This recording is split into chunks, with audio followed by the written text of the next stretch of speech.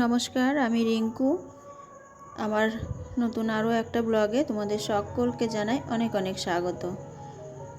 তো আজকে সকালবেলা না, রাত থেকেই আমাদের এখানে প্রচুর পরিমাণে বৃষ্টি হচ্ছে, তাই বৃষ্টির সকালটা তোমাদের সঙ্গে একটু শেয়ার করলাম। তারপরে চলে এলাম নিচে, আর এসে আমি নিজের জন্য এক কাপ চা করে নিয়েছি। তো চা না খেলে তো আমার হয় না। আর আজকে হলো জন্মাষ্টমী, তা আমার সকল বন্ধুদেরকে জন্মাষ্টমীর শুভেচ্ছা জানাই। আর কি বলতো, আজকে জন্মাষ্টমী ঠিকই, তো সকাল থেকে কাজকর্মগুলো করছি, কিন্তু দুঃখের বিষয় আমি পুজোটা দিতে পারবো না আজকের দিনে, ওই কারণেই।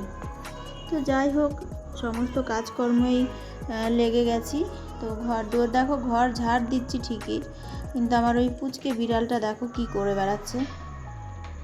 ও প্রত্যেক দিন তাই করে, যখনই দেখবে আমার হাতে বারুন আর এইরকম বদমাইশি, দেখো ছুটে ছুটে বেড়াচ্ছে, কীরকম করে খেলে বেড়াচ্ছে।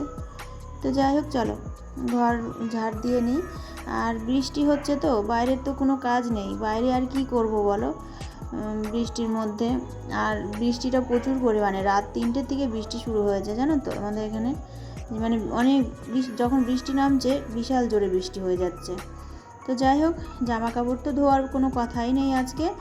পরশু দিনকার জামা কাপড়গুলোই অনেক কিছু ভেজা রয়েছে, আবার অনেক কিছু শুকিয়েও গেছে। তো তার আগে ঘর ঝাড় দিয়ে নিই। আর উঠোনে সামনেটা জল ঢেলে দিয়েছি, জল ঢেলে পরিষ্কার করে নিয়েছি, কারণ বারবার মাথায় বৃষ্টির জল পড়লে এখনকার ওয়েদার যা, জ্বর চলে আসবে। তো যাই, ওই কারণে আর কি আর যাব না। তো ফ্রেশ হয়ে নিয়েছি, উঠোনটা উঠোনে জল দেওয়ার পরে ফ্রেশ হয়ে নিয়েছিলাম। তারপরে এই যে দেখো, এই যে পাতলা যে শাড়িগুলো, এগুলো কিন্তু শুকিয়ে গেছে। আর বাদ বাকি যেগুলো একটু মোটা, সেগুলো আর শুকায়নি, সেগুলো সব সিঁড়িতে মেলে রেখেছি। তো আর আজকে তো কোনো কিছু ধোবও না, কাচবও না। তো এই শুকনো জিনিসগুলো সব ভাঁজ করে জায়গা মতন সব রেখে দেবো, কারণ এখানে ওখানে ওই আগোছালোভাবে পড়ে রয়েছে, তো দেখতে ভালো লাগছে না। তো ভাবলাম আগে এই কাজটাই করে নিই। তো বিছনার একটা চাদর শুকিয়েছে, বেড কভার 2টো কেচেছিলাম, তো একটা শুকিয়ে গেছে আর একটা ভেজা, সেটা আবার সিঁড়িতেই মেলে রেখেছি। তো দেখা যাক শুকাই কি না। তো মনে তো হচ্ছে আজকে বৃষ্টি হচ্ছে, এত তো শুকাবে না। তো আজকে হলো সোমবার। তো চলো বন্ধুরা, তোমাদের সঙ্গে আমি কিছু কথা শেয়ার করব। তো জানো তো, বেশ কয়েকদিন হলো আমার সঙ্গে না খুব এইগুলো হচ্ছে। তোমাদের সঙ্গেও কি হচ্ছে? দেখো, প্রথমেই নতুন বন্ধুরা জয়েন্ট করছে, আর একটুও সময় দিচ্ছে না, চলে যাচ্ছে।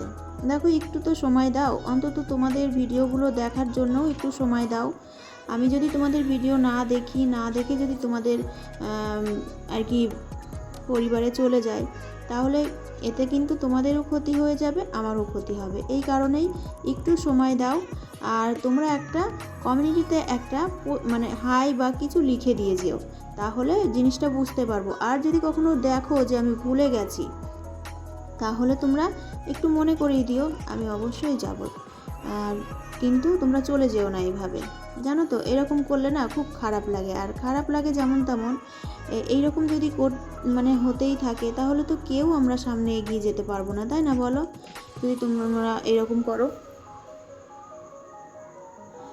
তো তারপরে এই যে দেখো, ঘর ওইগুলো সব গুছিয়ে জায়গা মতন রেখে আসলাম, জামা কাপড়গুলো, শাড়িগুলো দিয়ে তারপরে ঘর মুছে নিলাম।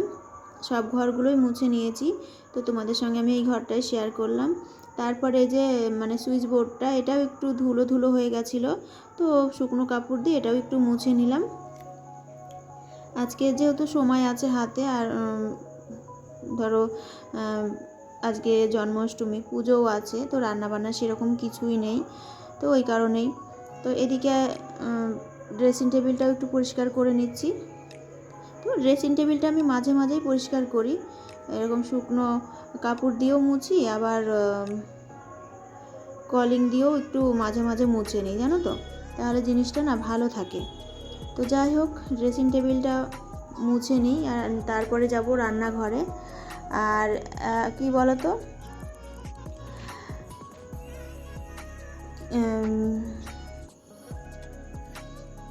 বন্ধুরা, আমরা অনেক সময় মনে করি যে কেউ যদি আমাদের সঙ্গে কথা না বলে বা কেউ যদি আমাদের দেখে একটু অন্যরকম ভাবে দেখে, তো আমরা হয়তো মনে মনে ভাবি এটাই যে আমাদের হয়তো কেউ গুরুত্ব দিচ্ছে না। তবে কি বলো তো, হ্যাঁ, গুরুত্ব দিচ্ছে না এইগুলো আমাদের মনে হয়। তো কি বলো তো, গুরুত্ব দেবে কখন? গুরুত্ব দেবে কখন বলো তো, যখন তার গুরুত্ব তুমি দেবে, সেও কিন্তু তোমার গুরুত্ব দেবে।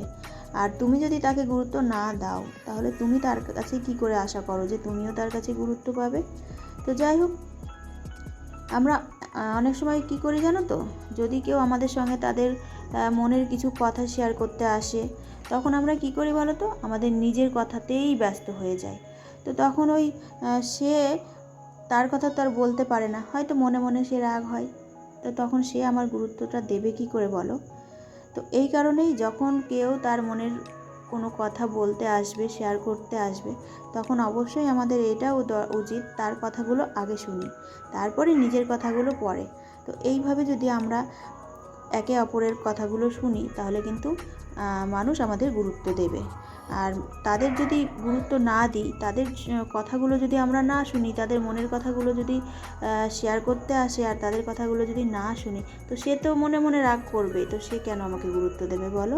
তো যাই হোক, আর আমরা সবসময় কি বলো তো, মানে হাসি মুখে কথা বলি, তাহলে কিন্তু মানুষের কাছে গুরুত্ব পাওয়া যাবে। আর যদি গোমরা মুখ হয়ে মানুষের সঙ্গে কথা বলা বা গোমরা মুখে তাদের দিকে তাকানো, তো তারা কি করে আমাকে গুরুত্বটা দেবে?